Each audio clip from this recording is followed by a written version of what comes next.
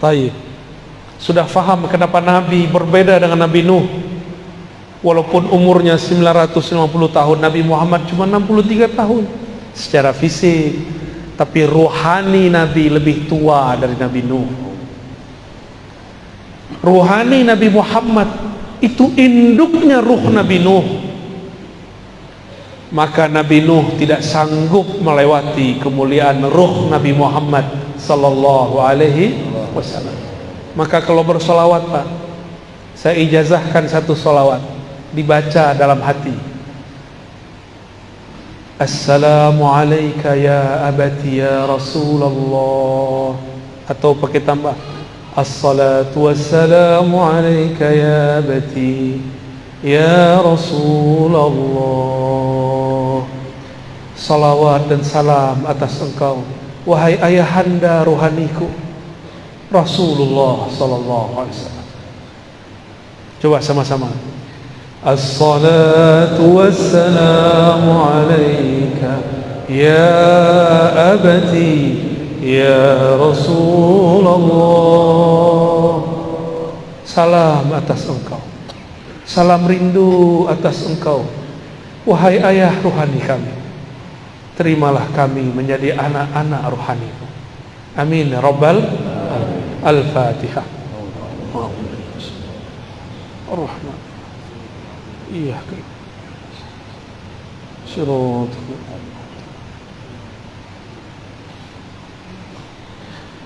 Saya nggak sanggup lagi meneruskan, Pak. Diteruskan nanti hujan di dalam masjid ya. Allahumma sholli ala sayyidina Muhammad. Ya, silakan bagi yang ingin bertanya, orang dulu. Silakan.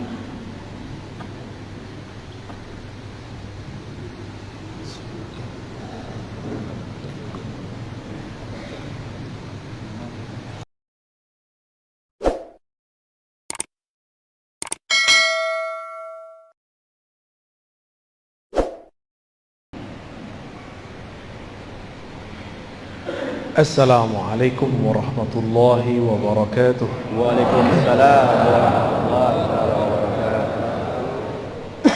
Alhamdulillah rabbil alamin, bihayatihi ahyana wa bini'matihi an'amana wa birahmatihi ja'alana mimman aqama as-salah. Asyhadu an la ilaha illallah wa asyhadu anna Muhammadan abduhu wa rasuluh. Allahumma salli wa sallim wa barik ala sayyidina Muhammad Allahumma salli wa barik alaihi wa ala alihi wal bahdi khalifatihi wa sallim. Amma ba'du. Allahumma bika asbahna wa bika amsayna wa bika nahya wa bika namut wa ilayka an-nushur. Bismillahilladzi la yadurru ma'a ismihi shay'un fil ardi wa la fis samaa'i wa huwas samiul 'alim. نعوذ بكلمات الله التامات من شر ما خلق. اللهم إنا نسألك خير هذا اليوم وخير فيه وخير بعده ونعوذ بك من شر هذا اليوم وشر ما فيه وشر بعده. Jamaah subuh yang dimuliakan Allah, kota Singkawang ya. Ini kota insya Allah diberkahi Allah. Amin ya Allah. Karena jamaahnya masih banyak yang sholat subuh. Walaupun beda suku, beda agama banyak di sini, tapi pembeda kita dengan selain kita cuma satu. Beda kita bukan kopiah, bukan serban, bukan baju. Perbedaannya kita bangun lebih awal dari dia. Kita bangun lebih awal daripada dia. Dan inilah satu-satunya agama di alam semesta yang mengajarkan bangun bahkan sebelum orang seharusnya bangun. Bahkan surat kedua yang diturunkan, wahai orang berselimut, ya ayyuhal muzzammil qumil laila illa qalila. Bangunlah malam hari meskipun sedikit. Kalau oleh kata dokter kurang tidur kurang sehat badan, tapi kalau ahli rohani jika mengurangi tidur dengan cara yang tepat, latihan yang tepat, lalu mengisinya dengan nama-nama Allah, ma'rifatullah, maka justru rohaninya tambah kuat, badannya memiliki kekuatan berlipat-lipat.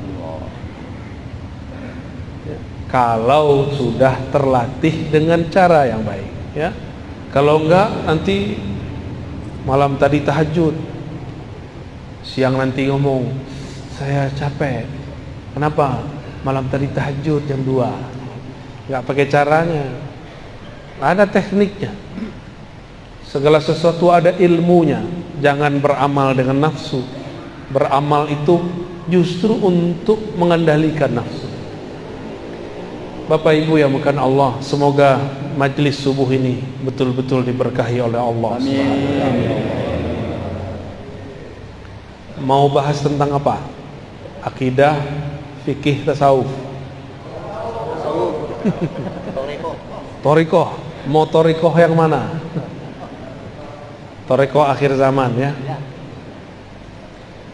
Suatu kali saya datang ke suatu tempat. Dalam tanya jawab ada yang bertanya. Apa pertanyaannya? Apakah kita dapat cinta Allah dengan berzikir, dapat cinta Rasulullah dengan bersolawat?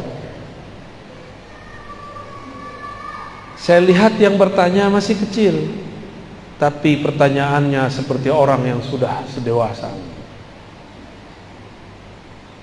Mungkin dia dapat keberkahan sang wali yang ada dulu mengajar di pesantren itu. Dan juga mungkin ini pertanyaan seperti Jibril bertanya kepada Nabi Muhammad untuk mengajari siapa yang hadir. Atau mungkin yang lain. Wallahu a'lam bis-shawab.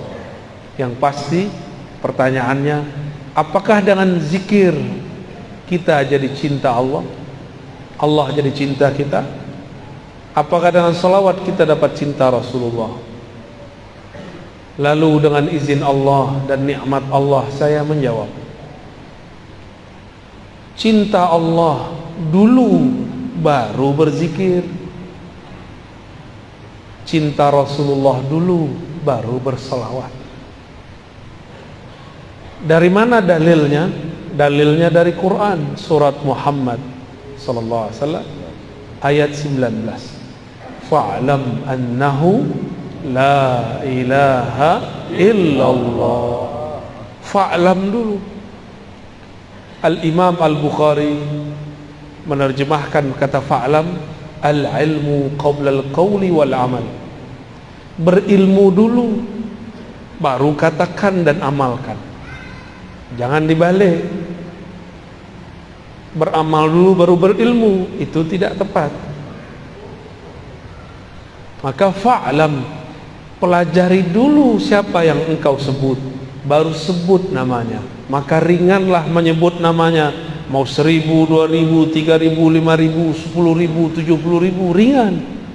Tapi kalau belum kenal namanya, 33 pun terasa berat. Kalau sudah cinta, jangankan duit 50.000. Kalau kita punya 5M pun kita kasih. Tapi kau belum kenal nih, traktir 5.000 pun kita berat. Benar. Itu baru makhluk, apalagi Khalik. Kalau belum kenal, ada orang telepon kita, bang, jemput aku bang, malam hari, kita nggak kenal. Apa kita jawab? Siapa kau? Tapi kalau sudah kenal suaranya, ada Pak Adinda, maka kita jemput dia kalau kita sudah kenal. Karena kenal pasti cinta. Udah cinta baru berkata-kata dan beramal. Itulah makna daripada surat Muhammad ayat 19. Sayyidina Abu Bakar As-Siddiq setiap kali menyebut nama Allah, badannya langsung bergetar. Dia tidak sanggup mengeraskan suaranya. Maka dikenallah Sayyidina Abu Bakar Siddiq, zikirnya lembut. dalam bahasa Arab az-zikr al-khafi atau sirri, zikir yang yang lembut, karena dia kenal siapa yang dia sebut. Tapi Abu Bakar ditanya, apa yang disebut ma'rifat, mengenal Allah? Jawaban beliau, ketika engkau mengaku semakin mengenalnya, semakin engkau mengaku bahwa pengetahuanmu tidak ada apa-apanya. Ini baru faham tauhid, pembagian sekian, baru faham sifat 20, sudah merasa alim. Belum, itu belum. Bahkan satu huruf pun itu ada nama, ada makna di dalamnya. Kita baca al-lafaz Allah, alif di situ sudah ada maknanya. Jika tidak ada maknanya, kenapa Allah mengatakan alif lam mim? Karena satu alif ada makna. Itulah perbedaan kitab suci ini dengan kitab suci yang lain. Kitab suci Al-Quran, jika diterjemahkan, terjemahannya bukan Quran, namanya terjemahan. Al-Qurannya bukan itu, karena terjemahan dari makhluk, sedang Quran bukan dari makhluk. Maka tidak sah sholat pakai terjemahan. Allahu Akbar, dengan nama Allah yang Maha Pengasih lagi Maha Penyayang. Segala puji milik Allah Rabbul Alamin, pencipta alam semesta. Enggak sah. Salatnya langsung batin. Ya. Itu salatnya langsung batin. Al-Qur'an turun dari sananya sudah bahasa Arab. Maka dapat dipastikan enggak usah pakai hadis palsu. Bahasa langit, bahasa Lauh Mahfuz, bahasa surga, bahasa para malaikat, itu bahasa Arab yang murni. Cukup ini. Bahkan Allah pun berkalam-kalam dengan hambanya dengan bahasa Arab. Dalilnya apa? Allah turunkan di arasnya surat Al-Fatihah. Jadi salah satu oleh-oleh Nabi ketika beliau diangkat Mi'raj, Allah langsung turunkan surah Al-Fatihah. Dialog Nabi dengan Allah. Bismillahirrahmanirrahim, itu pembuka.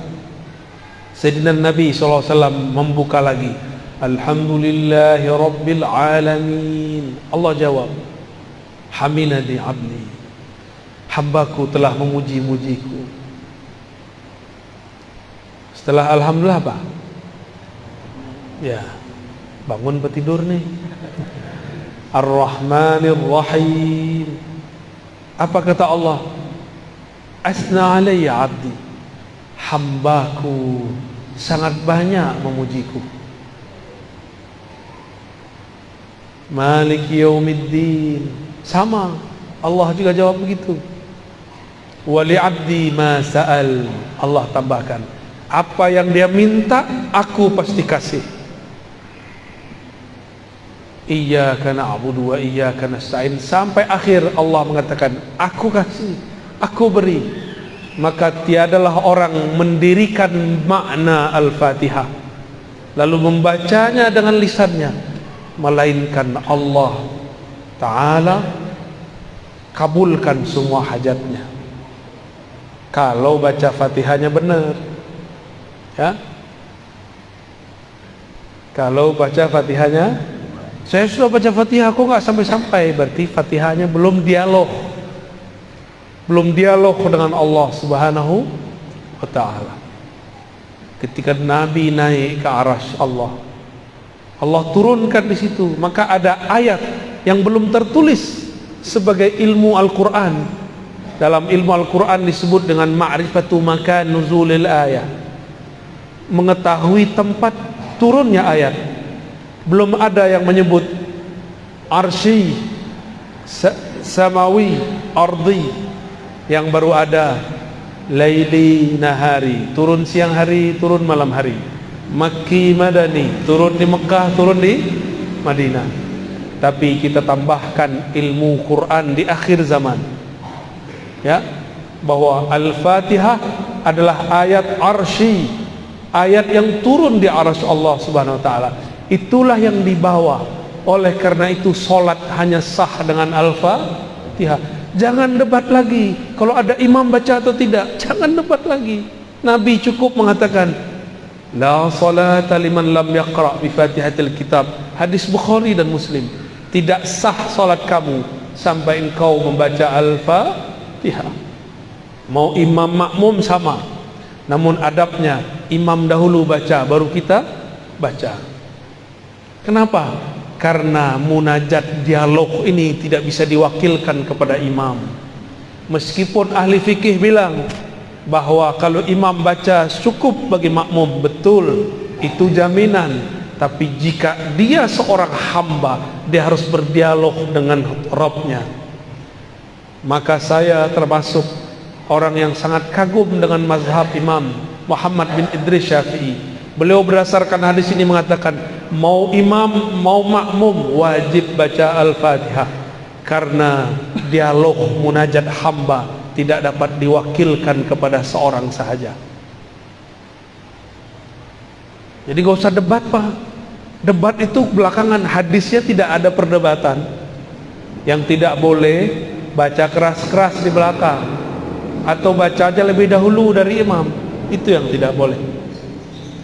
Jadi dialog di arah sana bukan dengan tasyahud yang kita baca at-tahiyatu lillah. Itu hadisnya kurang sahih, bahkan tidak sahih. Yang sahih adalah dialog arsyah, ayat arsyah, surat Al-Fatihah. Oleh karena itu membaca ayat-ayat yang ada di Al-Fatihah, 7 ayatnya wajib secara mutlak. Membuat salat menjadi sah atau salat menjadi tidak sah. Guru-guru kami yang ahli ma'rifat mengkalamkan kepada kami, apakah salawat Allah kepada hambanya? Maka beliau mengatakan, salawatullah ala abdihi suratul Fatihah. Salawat Allah kepada hambanya adalah turunnya surat Al-Fatihah. Salawat artinya turunnya rahmat. Dialog yang ada dalam Al-Fatihah membuat rahmat turun kepada pembacanya. Oleh karena itu, kalimat di hadisnya la salata, tidak dianggap salat. Liman la yaqra, liman lam yaqra, bagi yang tidak qara'a. Apa arti qara'a? Jama'a bainaz zahir wal batin. Qara'a bahasa Arab artinya menggabungkan zahir dan batinnya, baru disebut qiraah. Inna alaina jam'ahu wa qur'anah. Quran di situ artinya kumpulkan. Berarti orang yang disebut membaca Al-Quran, orang yang mengumpulkan batinnya dan zahirnya dalam satu lafaz. Gimana? Tadi sudah baca qiraah Al-Fatihah belum? Belum ya? Lain yang dibaca, lain yang dikumpulkan ingatan dengan kolbu. Dari kolbulah kita membaca Al-Fatihah. Bismillahirrahmanirrahim. Dengan nama Allah. Allah itu bahasa kolbu. Ar-Rahman, yang mengasihi, yang maha kasih, yang maha sayang. Kasih sayang bukan ada di badan, bukan ada di muka. Tidak ada namanya muka terkasih, yang ada kolbu yang mengasihi. Kalau wajah cantik, tapi kalau kolbu di dalamnya ada kasih sayang. Maka bismillahirrahmanirrahim turunnya ke dalam kolbu. Jadi kalau baca Al-Fatihah, baca dengan insya Allah salatnya khusyuk ya. Tidak tahu artinya tidak apa-apa, tapi pahami tujuan membacanya.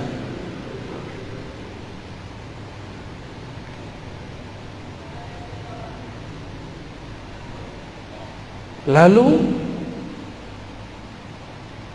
kembali ke pertanyaan yang tadi. Saya menjawab dengan apa tadi?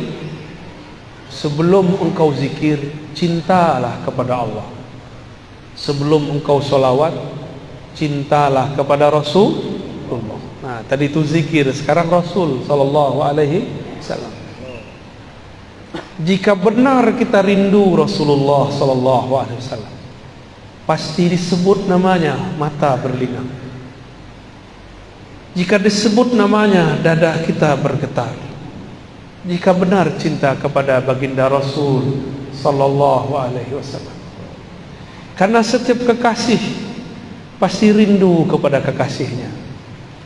Tapi menjeritlah kepada Allah, ya Allah, betapa kerasnya hatiku disebut nama kekasihku.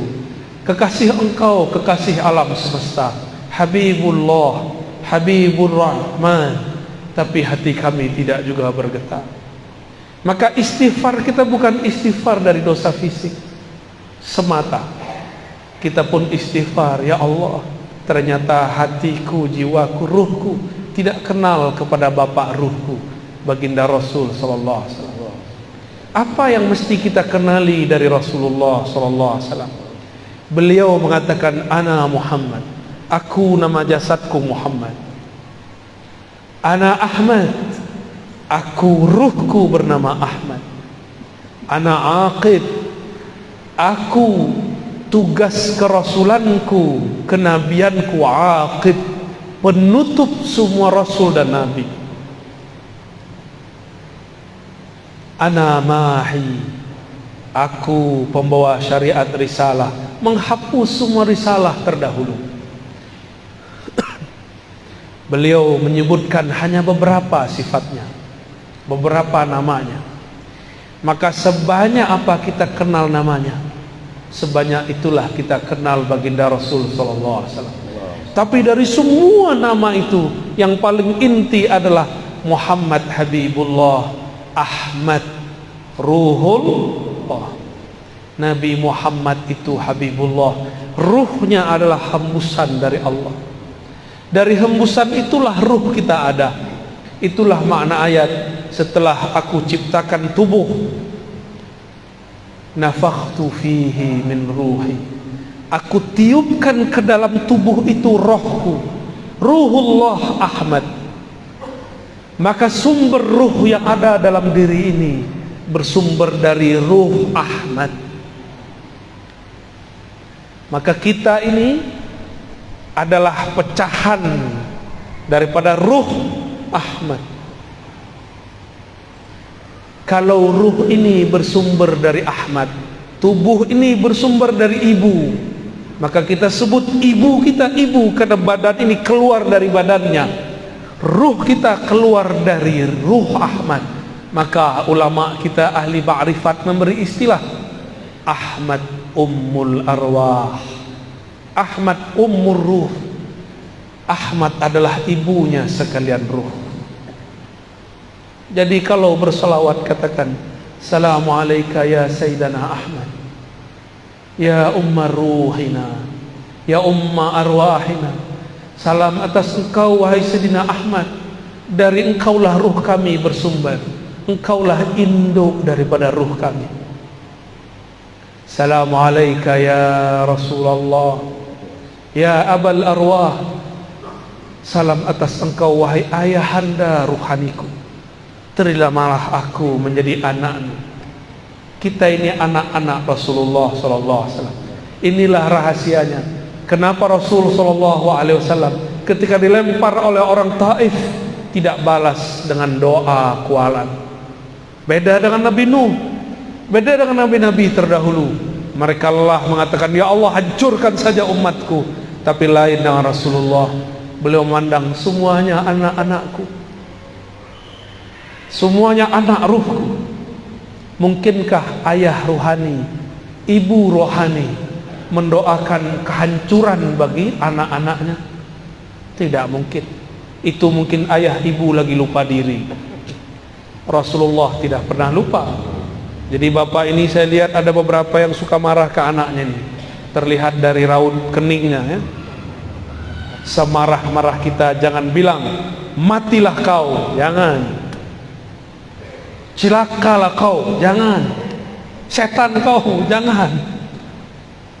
Kalau lagi marah Pak, kutuknya begini, jadi wali Allah kau.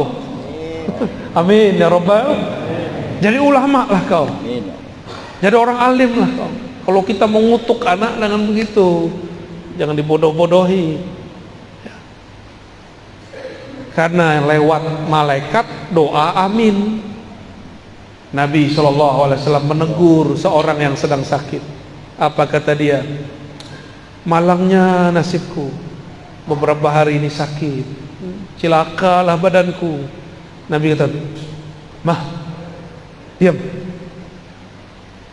jangan katakan yang buruk-buruk. Fa innal malaikata yu'minuna ala ma taqulun. Jangan berbicara yang buruk-buruk, karena malaikat mengaminkan yang kalian katakan. Ya, sepakat ya. Jangan ngutuk anak dengan yang buruk. Kalau ngutuk dengan yang baik, Pak. Taib. Sudah faham kenapa Nabi berbeda dengan Nabi Nuh.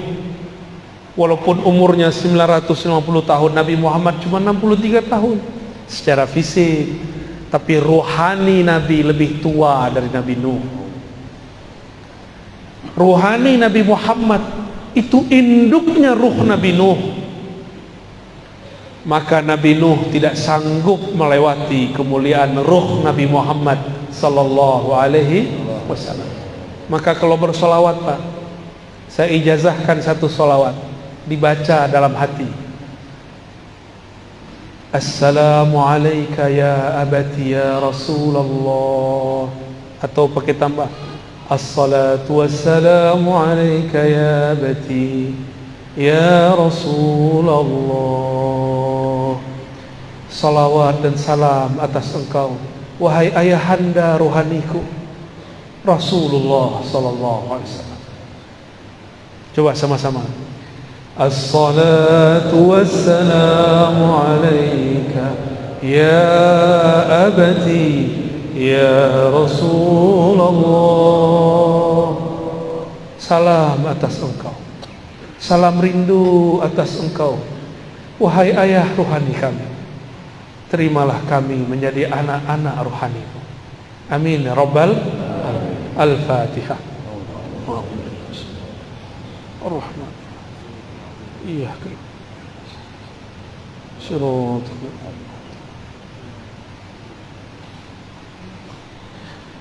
Saya nggak sanggup lagi meneruskan Pak. Diteruskan nanti hujan di dalam masjid ya. Allahumma sholli ala Sayyidina Muhammad. Ya, silakan bagi yang ingin bertanya, orang dulu. Silakan.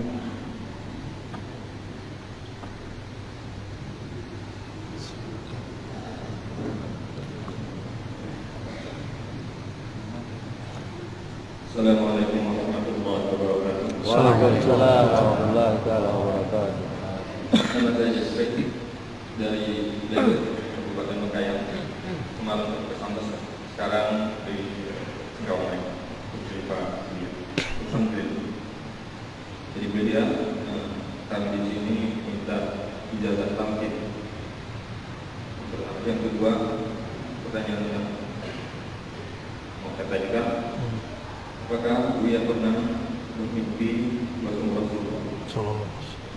Andai nanti Buya bermimpi, sampaikan salam. Terima kasih.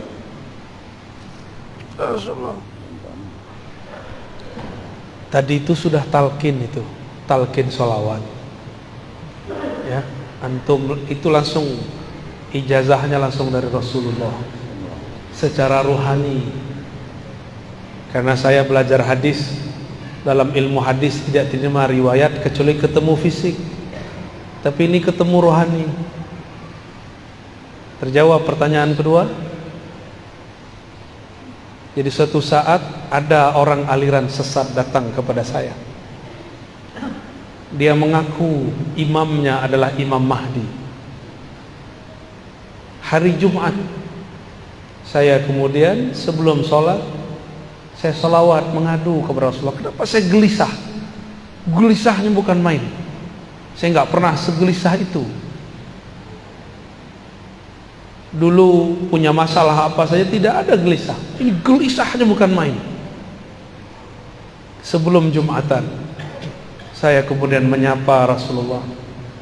Allahumma salli ala Sayyidina Muhammad. Assalamualaikum ya Rasulullah. Assalamualaikum ya Habibullah. Assalamualaikum ya Sayyidi ya Rasulullah. Begitu terus saya baca. Wahai Rasulullah, wahai Rasulullah, syafaatkan aku, syafaatkan qalbuku, syafaatkan pikiranku, badanku. Kenapa ini gelisah? Tiba-tiba Allah masukkan saya ke alam yang bukan alam ini. Disebut tidur bukan tidur, disebut jaga bukan jaga. Ya, jadi ini bukan bagian ahli hadis, ini bagian ahli rohani. Di saat itu seakan-akan beliau berkalam, bacalah assalamu alayka atau assalatu wassalamu alayka ya abati ya Rasulullah. Pas mau azan saya sadar lagi, terbangun lagi. Maka benarlah kata Nabi, man ra'ani fil manam fasayarani yaqlah. Siapa yang bermimpi ketemu aku akan bertemu aku dalam keadaan jaga. Disebut jaga mimpi, disebut mimpi kok terasa jaga. Ya. Alhamdulillahirabbil alamin. Tapi ingat, saya bukan orang suci. Kan tadi tanya ya, saya sebenarnya malu menceritakan ini. Ya. Nanti ada orang hasad bilang, Ustaz, gak boleh cerita mimpi. Mana dalilnya? Mana dalil gak boleh cerita mimpi? Gak ada dalilnya. Tapi jangan terlalu berlebihan dengan mimpi. Biasa aja, ya. Orang mimpi belum tentu dia wali. Sebagaimana yang tidak mimpi belum tentu tidak wali. Ya. Paham? Jadi mimpi itu terjemahan dari alam sadar. Kita ini punya kesadaran alam bawah sadar. Dia sadar tapi di alam bawah sadar. Ini ternyata maksud kalam Nabi. Bainama ana naimun wal yaqazah. Antara aku tidur dan bangun, itu disebut alam bawah sadar. Nabi sudah sebut istilahnya 14-15 abad yang lalu. Ahli psikologi baru menemukan istilahnya sekarang. Mereka sebut trans, tapi mereka pun bingung trans itu apa. Karena trans yang mereka tahu cuma Trans Jakarta, Pontianak, Singkawang. Allahumma salli ala Sayyidina Muhammad. Baiklah, pertanyaan berikutnya kita bagi.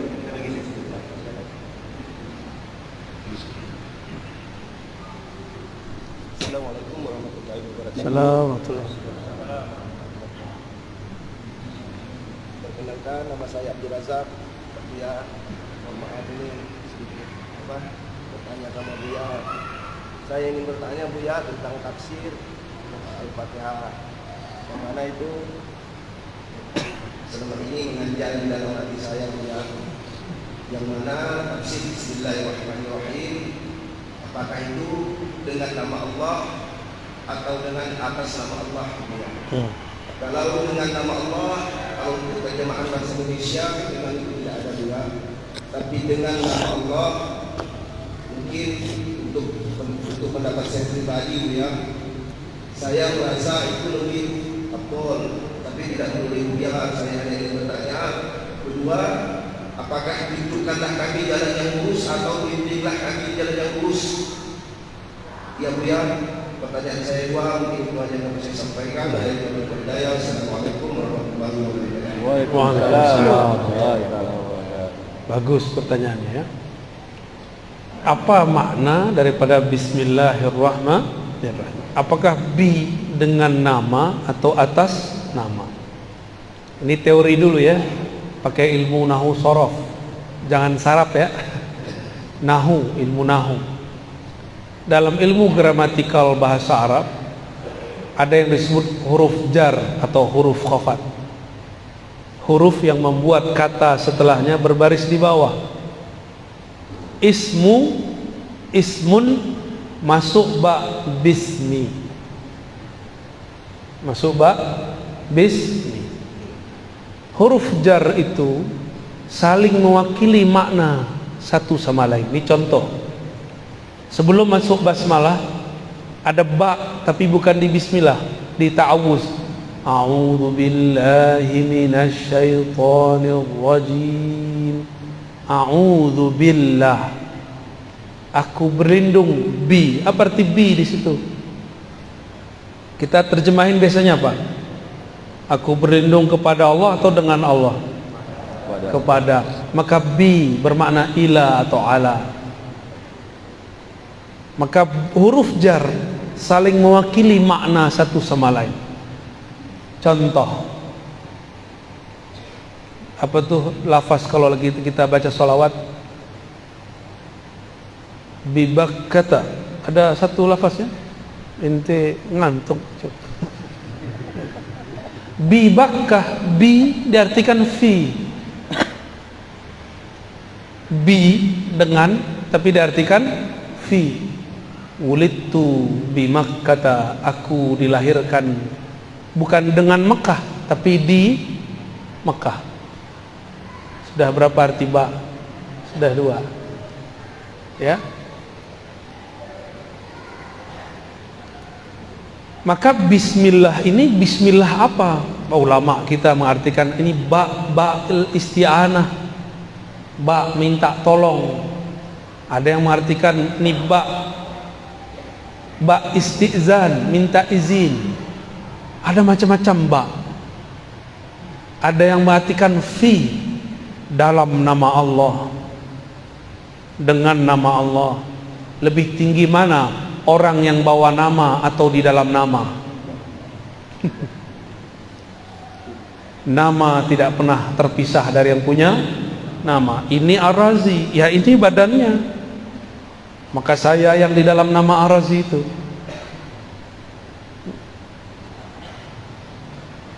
Namun kita ini bukan Allah.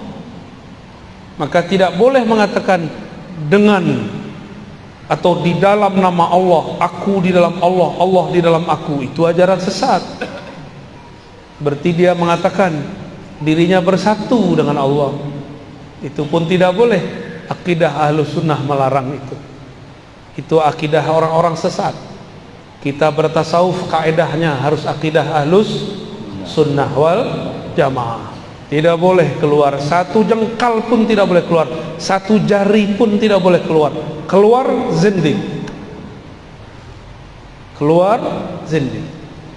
Maka rasakan saja apa makna yang tumbuh dari kata ba. Bismillah, dengan nama, atas nama, kepada nama. Atau boleh dalam rahasia nama, boleh. Saya kalau bawa surat dari Pak Wakil Bupati, Wakil Wali Kota, atau Gubernur, atau Presiden, atau pimpinan, saya datang ke instansi, bawa stempel, diterima atau tidak? Pasti diterima. Kenapa? Ada stempelnya dengan atau atas nama pemimpin. Dulu guru-guru kita juga begitu. Jika ada santri datang kepada syekh, kalau bawa nama temannya pakai surat, saya bawa surat dari guru saya, dibuka. Walaupun ada antri 1000, pasti dia yang didahulukan. Ya, kalau bawa nama itu baru, karena di ruas-ruas ini ada nama, didaftarkan dulu baru bisa masuk. Kalau kita mau naik ke hadirat Allah, maka harus lewat nama ini. Bismillah. Di manakah nama Allah? Allah pancarkan pada qalbu baginda Rasul. Dan ini tidak ada pada zikir-zikir yang lain, hanya ada pada zikir sholawat. Itulah rahasianya yang kita sebut malam tadi di Sambas, ya. Ya.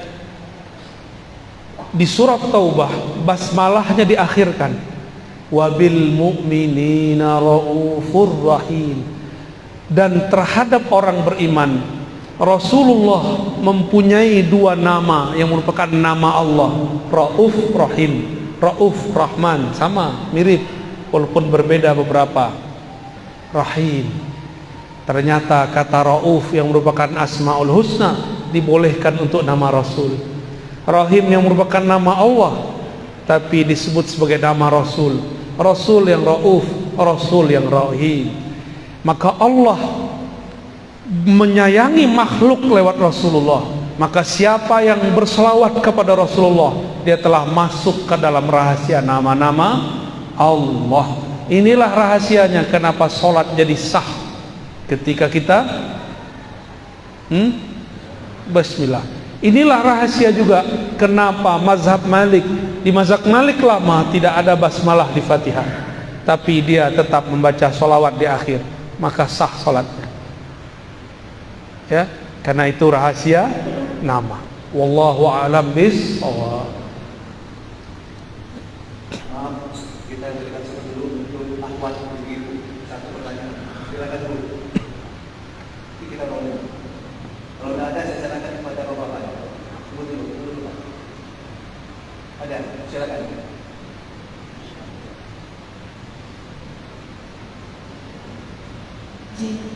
Apa Ustaz selain bertahan? Apakah jika kita beramal tanpa mengharapkan apapun dari orang lain sudah termasuk beramal ikhlas karena Allah Subhanahu wa taala? Baik, sekian, terima kasih. Baik. Iya. Beramal tidak berharap apapun. Ini bagian dari bab al-ikhlas. Tidak berharap ke orang, tapi masih berharap kepada Allah. Maka ikhlas pun bertahap. Ada ikhlas awam, ikhlas ummal, ikhlasnya pekerja. Kalau pekerja bertambah lembur, bertambah tunjangan, semangat. Ya. Tapi saya beberapa hari ini selalu ditemani oleh orang-orang yang tidak digaji. Mereka pengen khidmah. Mereka tidak cari lemburan di dunia. Mereka ini lembur-lembur akhirat. Ingin dapat bonus di sisi Allah. Apa bonusnya? Ridha Allah. Kalau surga terlalu biasa diminta. Tapi kalau minta ridha Allah, yang punya surga pun kita dapat temui. Maka ikhlas pertama, ikhlas minta pahala. Beramal karena ingin dapat pahala. Kalau tidak ada pahala, dia tidak beramal. Kalau tidak ada, ustadz mengatakan satu sedekah dilipat ganda jadi 10. Kalau ustadz tidak bilang begitu, dia tidak beramal. Jika tidak ada ustadz mengatakan sholat duha memudahkan rezeki, maka dia tidak sholat duha. Jika tidak ada kiai mengatakan sholawatlah engkau rezekimu datang sendiri, dia tidak sholawat. Dia sholawat bukan karena cinta Rasul, tapi karena cinta fulus. Maka yang menjadi murid saya haram sholawat karena fulus. Yang istifadah mengambil ilmu daripada kajian-kajian kami, tidak pantas lagi mengatakan itu. Malu kepada Rasulullah sallallahu alaihi wasallam. Kalau salawat karena Rasulullah pantas disolawati. Jika zikir karena Allah pantas diingat, bukan karena pengen dapat pahala lagi. Belajar-belajar jadi ahli ma'rifat. Ahli ma'rifat beramal bukan karena pahala. Kita punya kawan, ada kenalan, beda. Kalau kenalan mendekat karena pengen sesuatu, karena yang ini politisi, pejabat, dia mendekat supaya proposalnya diterima.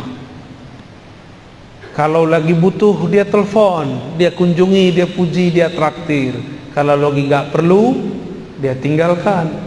Beda dengan kawan, kawan sejati, teman sejati. Tidak mau ngasih proposal pun masih ngasih duit, masih neraktir. Ya, Kita yang mana? Kawan matre atau kawan sejati? Umat matre atau umat sejati?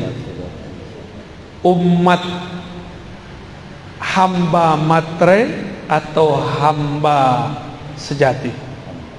Hamba sejati yang menghambakan dirinya kepada Allah karena memang dirinya hina, Allah maha mulia. Ya, jadi mulai detik ini, pagi ini, jangan lagi amalkan amal-amalan. Kalau mau beli rumah, sholawat sekian. Bukan begitu cara memahaminya. Boleh amal begini, tapi dengan niat yang diganti. Ya Allah, jika tidak punya rumah membuat aku lupa kepada Engkau, maka ya Allah, berikanlah aku rumah berkah sholawat kepada Rasulullah. Boleh.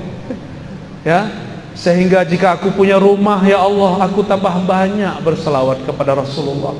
Itu Allah kabulkan langsung tuh kalau antum benar. Karena Allah pencemburu.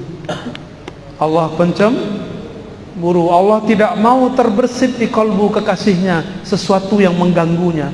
Ya Allah, jika ini menggangguku, wujudkanlah dia dan jangan jadikan dia penghalang antara aku dan Engkau. Allah wujudkan dalam waktu yang dia mau dan tentukan, bukan di waktu yang kita mau dan tentukan. Fi waqtil ladzi yurid la fi waqtil ladzi turid. Maka ikhlas tertinggi, ikhlas al-arifin, ikhlas orang-orang yang arif, yang kenal Allah, yang dia selawat karena dia mengenal Rasulullah dan ingin menjadi umat sejatinya Rasulullah. Kalau enggak jadi umat sejatinya fulus. Dan orang-orang yang berwirid karena pengen menarik rezeki, dia akan lelah setiap hari. Karena nunggu-nunggu, saya sudah zikir, kenapa tidak ada rezeki yang ketarik? Ya, yang paling lucu datang ke seorang ustadz plus dukun, uskun. Kata si ustadz, baca ini rezekimu lancar. Tapi ustadznya rezekinya mandek. Datang ke ahli zikir, ngasih sholawat supaya engkau punya mobil, dia enggak punya mobil. Main-main namanya itu ya. Itu membuat kita syak. Jangan. Sekarang salawat hanya untuk Rasulullah sallallahu alaihi, zikir hanya untuk ridha Allah subhanahu wa ta'ala. Jadi silakan saudariku dinaikkan ikhlasnya. Tadi ikhlasnya sudah bagus, tidak berharap ke makhluk, sekarang berharap kepada Khalik. Apa yang diharapkan bukan hal-hal yang fisik, tapi hal-hal yang bersifat rohani. Rohani intinya rahmatullah, kasih sayang Allah. Kalau sudah kasih, berapapun kita beri. Ya, Allahu a'lam bis-shawab.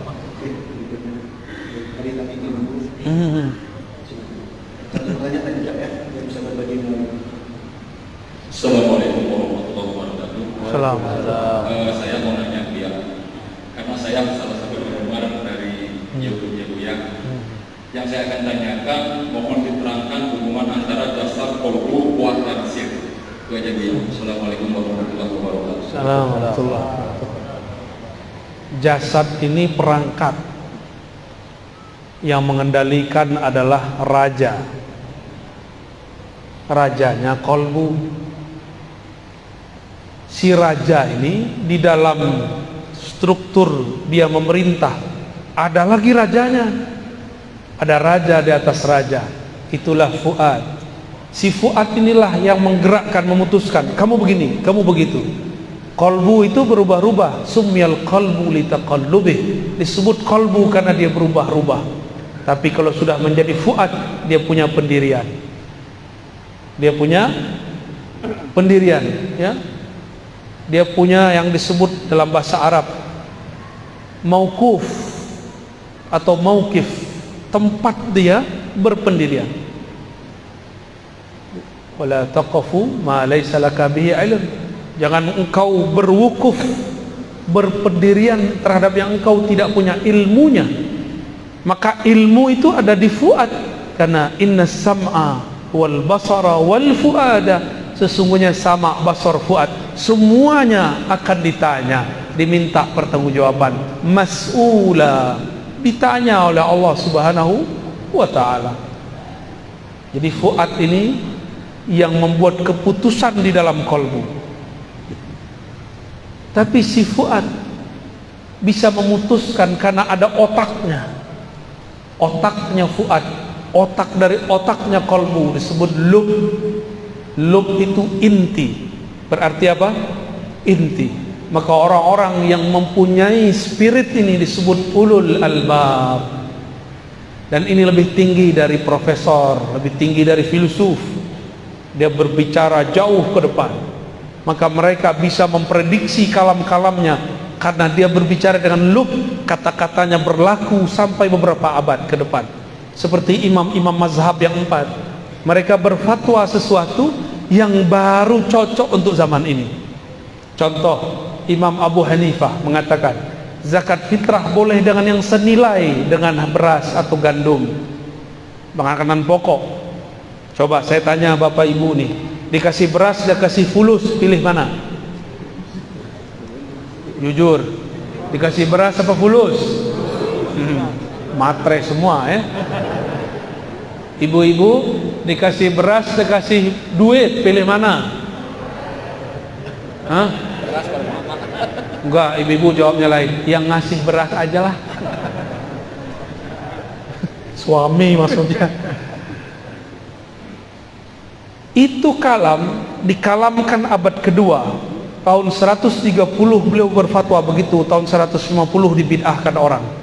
Tapi di tahun 2000 hampir semua kiai ulama membolehkan bayar zakat fitrah dengan duit. Bahkan yang senilai dengan duit. Pakai pencet-pencet, apa tuh namanya? Dijikir digital. Bid'ah beneran tuh. Ya, itu yang ngomong Imam Abu Hanifah. Abad kedua dia berbicara, 12 abad setelahnya baru terang benderang dia berbicara dengan lubnya. Lain dengan Imam Syafi'i. Imam Syafi'i berbicara dengan ruhnya. Kata beliau, wajib baca Fatihah dalam sholat, mau imam mau makmum, karena munajat kepada Allah tidak dapat diwakilkan. Jadi Allah kasih anugerah lub kepada Abu Hanifah, agunah ruh kepada Imam Syafi'i, ma'rifatul ruh. Semuanya dapat ilmu ini, tapi yang mereka sampaikan ini beda-beda ilmu. Sudah gitu ya, terjawab. Alhamdulillah.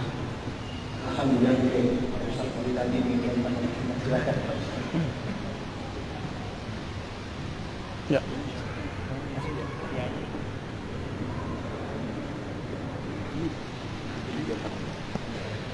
Kiri bang. Silakan.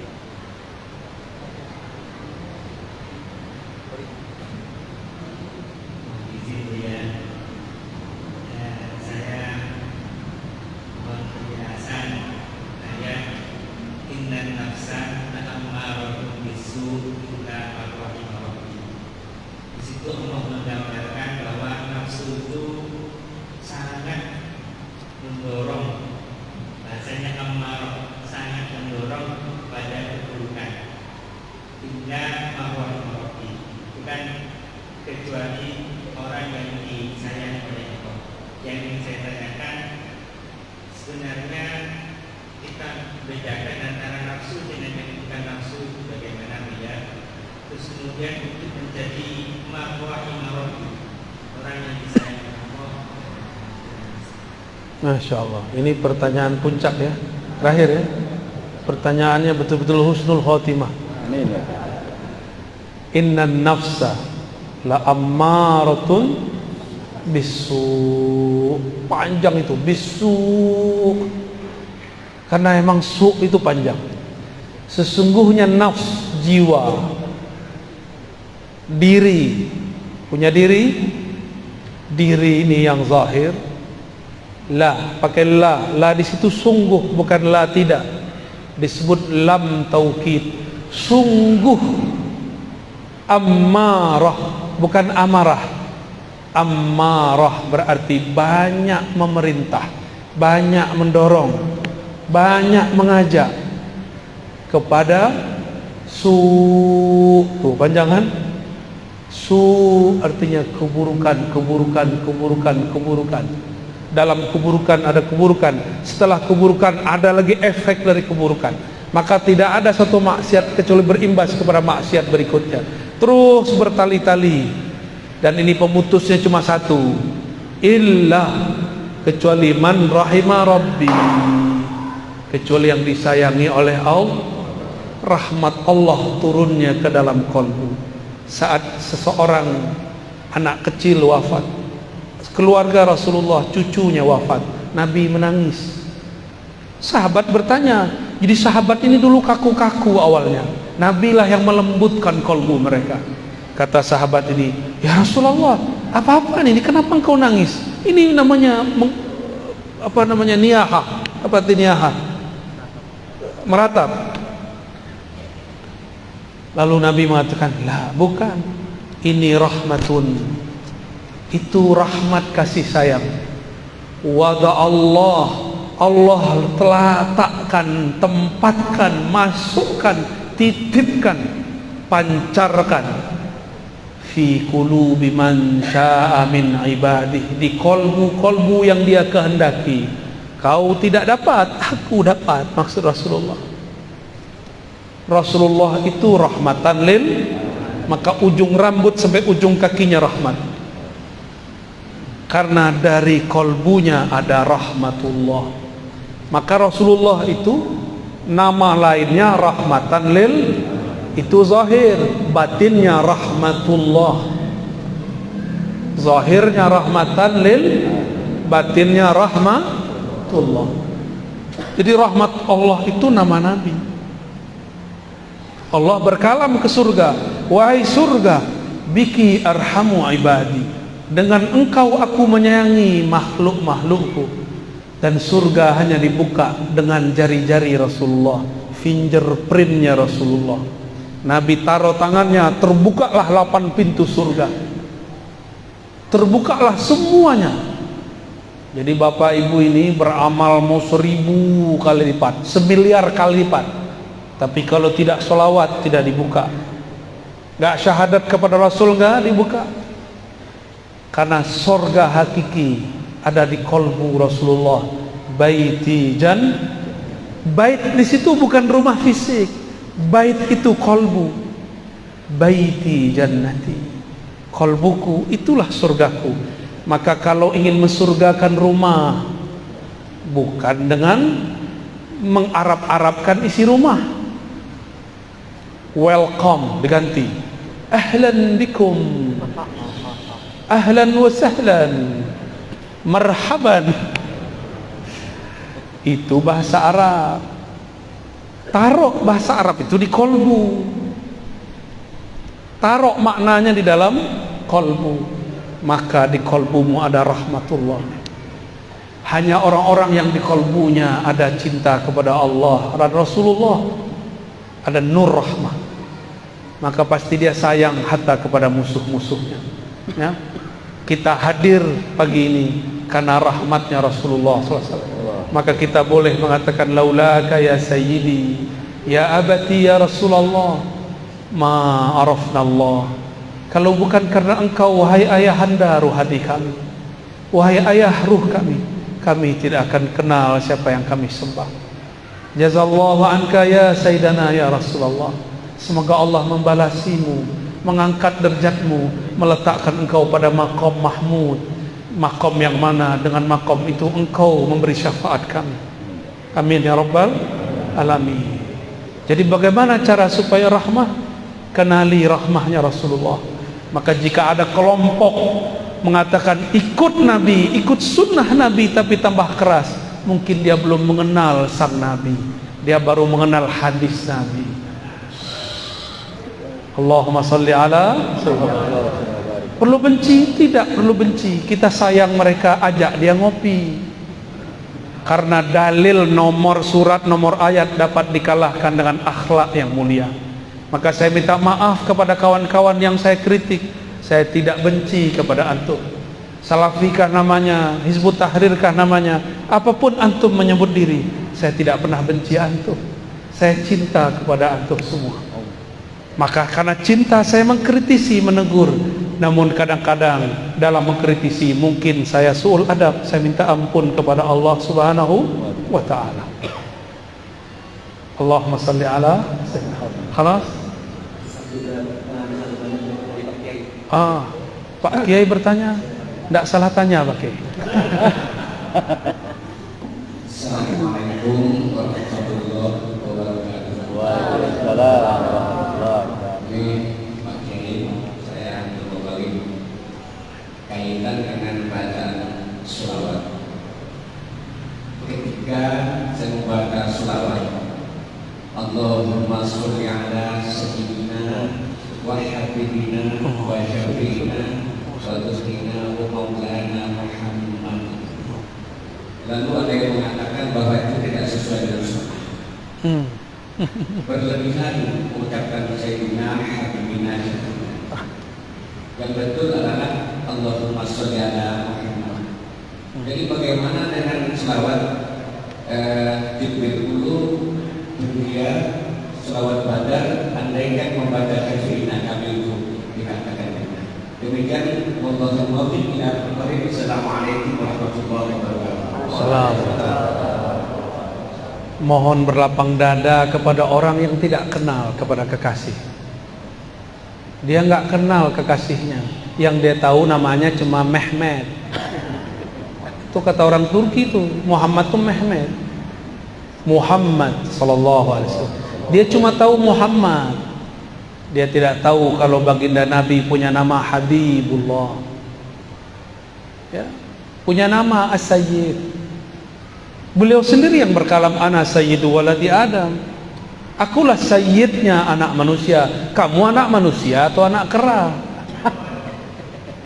Kalau engkau bersayyid kepada Rasulullah, katakan sayyidi, sayyidina, sayyidi, sayyidku, tuanku, sayyidina, tuan kami. Giliran Syekh Ibnu Taimiyah disebut Syekhul Islam, Al-Mujtahid Al-Mutlaq. Kenapa Nabi Muhammad tidak boleh dikasih gelar Syekhi wa Maulai? Kenapa tidak boleh?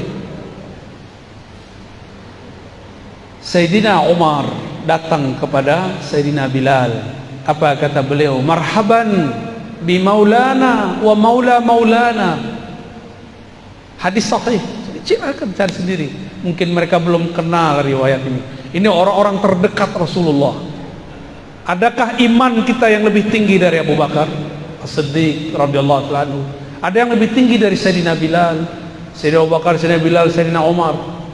Sayyidina Umar ketemu Sayyidina Bilal yang hitam legam. Kalau berbicara cuma giginya yang terlihat. Maka dicandai oleh sahabat Abu Darda, ya Aswad, oi kerling, oi tam. Bilal enggak terima. Saya hitam, tapi jangan panggil saya hitam. Ngadu kepada Rasulullah karena beliau ayahanda ruhani mereka. Rasulullah sidang Abu Darda. Fika syai'un minal jahiliyah. Di dalam dirimu masih ada jahiliyah. Padahal beliau seorang sahabat. Apalagi kita. Maka orang-orang yang ngejek, suka ngejek-ngejek, ustadz kita diejek sama dia. Disebut sesat, ahli bid'ah, zindik, ya. Saya nggak tersinggung Pak. Saya cuma sedih melihat ente ngaku ikut Rasul tapi jauh dari akhlak Rasulullah SAW. Inna fikum syai'an bal asya' minal jahiliyah. Di dalam diri kalian masih banyak jahiliyah. Ciri-ciri suka merendahkan orang, suka mengata-ngatai, melabeli orang dengan kata-kata sesat, kata-kata zindik. Apalagi ada yang tahu gelar saya di sana di alam YouTube? Hah? Subhat. Udah wajah antum dan aneh. Lebih subhat wajah aneh mah. Subhat. Apalagi? Khurafat, dongeng, ya. Saya nggak tersinggung Pak. Saya cuma malu. Orang kok ngaku ikut sunnah Nabi, manhaj Rasul, manhaj salaf, tapi kok akhlaknya jauh dari salafus saleh. Nggak ada salaf begitu. Salafnya salaf sahabat Nabi. Ketika ada seorang sahabat cuma mengolok-olok, belum menghina, ini menghina. Sahabat cuma mengolok-olok. Datanglah Sayyidina Umar. Sayyidina Umar mengatakan, anta maulana, engkau tuan kami, sayyid kami. Wa maulana, dan tuan yang dimerdekakan oleh tuan kami. Dulu ternyata Bilal itu budak, dimerdekakan oleh Abu Bakar As-Siddiq. Abu Bakar dipanggil oleh Sayyidina Umar maulana. Maka maulana ini bisa kepada Allah, bisa kepada Rasul, bisa kepada guru. Ya, gimana? Ada semua. Datang Sa'ad bin Mu'az, hadis Sahih Bukhari, hadis Sahih Al-Bukhari. Antum percaya Sahih Bukhari nggak? Kalau aneh percaya, tiap hari. Dulu kita 15 tahun bolak-balik. Sa'ad bin Mu'az ketika datang, dia ini seorang guru hakim, qadhi di kampungnya, dan sangat adil. Kata beliau, kumu li sayyidikum, berdirilah kalian, sambutlah sayyid kalian.